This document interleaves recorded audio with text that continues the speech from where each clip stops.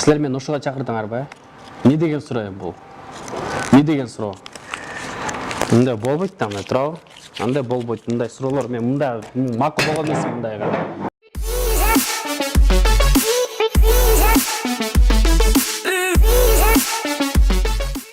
Саламатсыздар, урматтуу Гезит порталынын жалпы бийөрмандары, угармандары, окурмандары. Эмесе суроолордун бардыгы ушул жерде катылган экен. Эмесе бири-бирден алып жооп беребиз.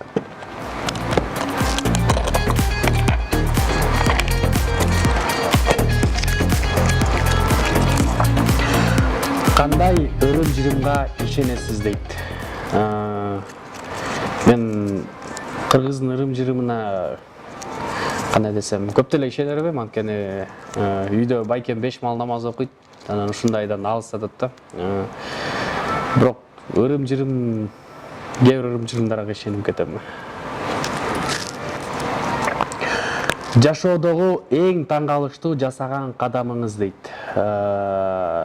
Жашоодо таң калганым бир жолу үйгө канча 11-классымда чоң суммада акча таап келгем. Ошо азыркыга чейин таң калам, азыркыга чейин андай акча таба элекмин.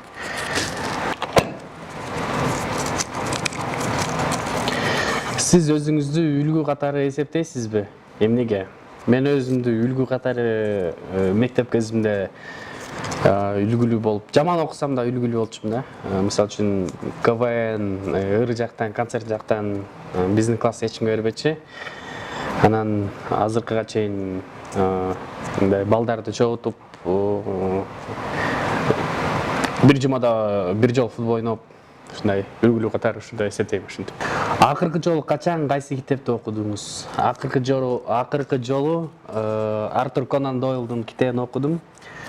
Мындан бир жыл мурун Шерлок Холмс менен доктор Ватсон жөнүндө. Сиз үчүн эң маанилүү кеңеш кандай болду эле жана ким берген? Мен үчүн эң маанилүү кеңеш бул атамдын кеңештери. Мен ийгиликтерге жетишип, концерттенби же башка жактанбы ийгиликке жетишип, ушундай жакшы маанай менен үйгө келген атам кеңешин берчү эле да. Ушундай маанилүү кеңештерди берип, азыр үйгө келсем андай кеңеш жок болуп атат. Бирок азыркы убактарда көбүнөн маанилүү кеңештерди алам. Жашоодо көбүнчө эмнеден рахат аласыз? Жашоодо эмнеден рахат алам? Көп нерседен рахат алам. Биринчиден ушул жумушумдан рахат алам. Үйдөн рахат алам, апамдын тамактарынан рахат алам. Ар бир, мен оюмча, ар бир көз ирмем рахаттануу менен өтүш керек. Азыркы прическаңыздын аты эмне деп аталат? Азыркы прическамдын аты ни туда, ни сюда деп аталат. Тойдо алып баруучулук кылып, өз кызматыңызды аткарып жатканда бир мас сизди түртүп өттү. Сиз сүйлөп жаткан жериңизден мүдүрүлүп, жыгылып, бетиңиз шишип чыкты. Бул көрүнүш экинчи жолу кайталанды. Экөөсүндө тең бир мас киши түрттү. Сиздин реакцияңыз? Эми ар бир адамды түртүшөт, ар бир адамды неме кылышат, бирок ал өздөрүнүн деңгээли болот да, өздөрүнүн деңгээли. Ар бир адам мас болуп, өзүн билиш керек ичкенге жараша. Эгерде ушунчалык катуу мас болуп неме кылып атса, башкача чара колдонобуз. Эми баягы мас кишилер мага ушундай келгенде алдап салдап коем. О, байке, хорошо, азыр сиздин атыңыздан ырдайбыз, азыр сизди тоско чакырам, азыр деп туруп алдап коебуз. Кээ бирлер алданып калат, кээ бирлер алданбай эстеп келет да, ошол учурдачы. Ошол учурда келгенде тойлорун эле акырын айтып коем, тойлор акырын өздөрү неметип коюшат. Анан андай деле деңгээлде боло элек, Кудай сактасын. Сизден интервью алган журналистти кандай суроо берсе сотко берет элеңиз? Ушул көрүнүштү жинденип кыйкырып, это не ваше дело деп кыйкырып, кайра тамашай деп аткарып берсеңиз дейт.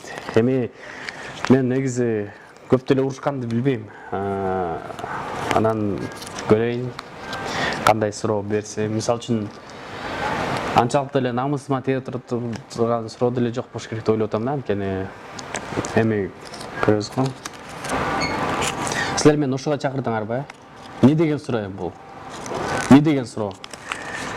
Мындай болбойт да, мына туурабы? Андай болбойт, мындай суроолор мен мындай макул болгон эмес мындайга. ошол.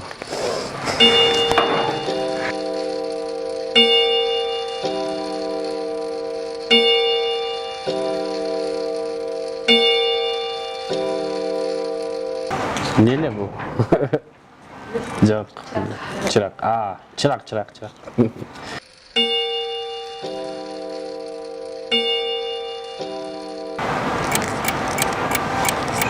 Чүлүм.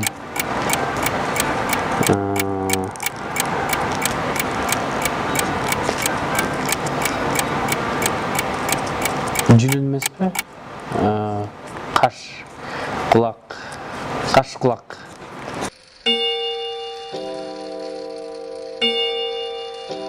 Жок саманда бар, чөптө жок. Бул эмне болду экен? Асманда бар, жерде жок. Кийинкиси.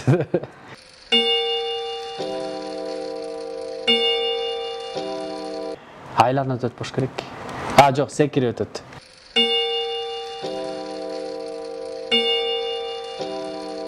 Асман менен жердин ортосунда булут. Тупой бекем жаман.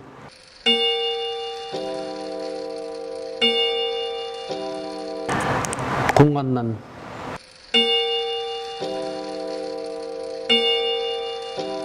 Жок. Эмнеге? Короз өзүн токтотпу. Анткени короз да.